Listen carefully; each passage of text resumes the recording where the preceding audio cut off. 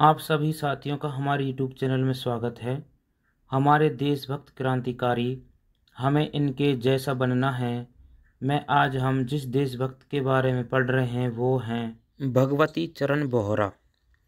एक क्रांतिकारी जिसके पास धन की कोई कमी नहीं थी, लेकिन उन्होंने विलासिता को ठुकराकर आज़ादी के लिए कठिनाइयों वाला क्रांतिकारी रास्ता चुना। अनेकों आंदोलन के लेखक, विचारक, संगठक, सिद्धांतकार, प्रचारक और काकोरी से लाहौर तक कई क्रांतिकारी गतिविधियों में शामिल होने के बावजूद वे न कभी पुलिस द्वारा पकड़े जा सके और न ही किसी अदालत ने उन्हें कोई सज़ा सुनाई। ये महान सेनानी थे भगवती चरण बोहरा, जिन्होंने नौजवान भारत सभा जैसे क्रांतिकारी दल की शुरुआत की। उनके अंदर साहस और देशभक्ति इतनी कूट कूट कर भरी थी कि वे बम धमाके द्वारा तत्कालीन वायसराय लॉर्ड इरविन की ट्रेन को उड़ाकर उसकी हत्या करने की योजना बना ली और ट्रेन में विस्फोट करने में सफल भी रहे, लेकिन वायसराय बच गया। भगवती चरण बोहरा ने पकड़े जाने के डर से स्वतंत्रता संग्राम में अपनी भागीदारी कभी नहीं रोकी और आखिरी सांस तक देश को आज़ाद कराने के लक्ष्य के प्रति समर्पित रहे। एक बार उन्होंने योजना बनाई कि लाहौर षड्यंत्र कांड में भगत सिंह, सुखदेव व राजगुरु को सुनाई गई मृत्युदंड की सज़ा पर सुनवाई के लिए जब तीनों को लाहौर जेल से कोर्ट ले जाया जाएगा, उस समय अचानक हमला कर तीनों को छुड़ा लिया जाए। इन तीनों को कड़ी सुरक्षा के बीच कोर्ट ले जाया जाता था, इसलिए इस हमले के लिए बेहतरीन तकनीक वाले और ज़्यादा शक्तिशाली बमों की आवश्यकता थी। बोहरा बम बनाने में माहिर थे और उन्होंने नए बम भी बना लिए थे।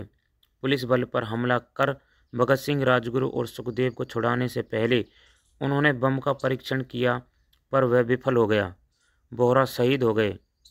देशभक्ति का ऐसा जुनून था कि मरते वक्त भी उन्हें अपनी मौत का दुख नहीं था। दुख इस बात का था कि उनकी यह शहादत उनके दोस्तों भगत सिंह, राजगुरु और सुखदेव को फांसी से बचाने में काम ना आ सकी, जिनके लिए वे इस बम का परीक्षण कर रहे थे। तारकनाथ दास। तारकनाथ दास भारत के प्रसिद्ध क्रांतिकारियों में गिने जाते हैं। तारकनाथ दास बड़े प्रतिभाशाली विद्यार्थी थे।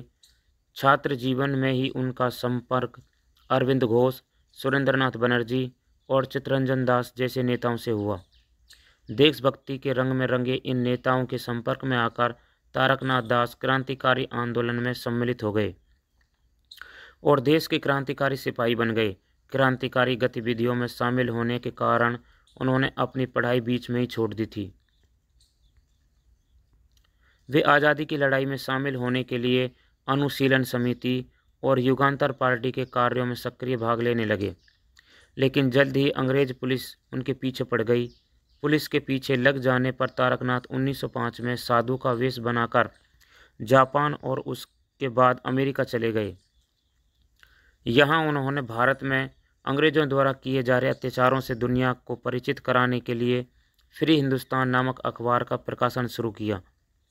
अखबार में लिखे अपने क्रांतिकारी लेखों के माध्यम से तारकनाथ दास ने विदेशों में रह रहे भारतीयों को स्वतंत्रता आंदोलन से जोड़ने का काम किया और उससे मिलने वाले सहयोग से भारत की आज़ादी के लिए चल रही क्रांतिकारी गतिविधियों में मदद करना शुरू किया।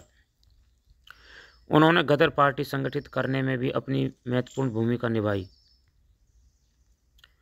उस मुश्किल दौर में जब ना तो परिवहन के बेहतर साधन थे और ना ही संचार के साधन, उस दौरान भारत में क्रांतिकारी गतिविधियों को बढ़ावा देने के लिए उन्होंने यूरोप के बहुत से देशों की यात्रा की। इसके साथ साथ उन्होंने अपने आंदोलनकारी साथियों की मदद करने के लिए जर्मनी से हथियार भारत पहुंचाने का काम भी किया। जब वे वापस अमेरिका गए तो वहां की सरकार को उनकी क्रांतिकारी गतिविधियों का पता लग गया। इसके लिए उन्हें गिरफ्तार कर 22 महीने के लिए जेल भेज दिया। हमारे देशभक्त क्रांतिकारी हमें इनके जैसा बनना है। जय हिंद।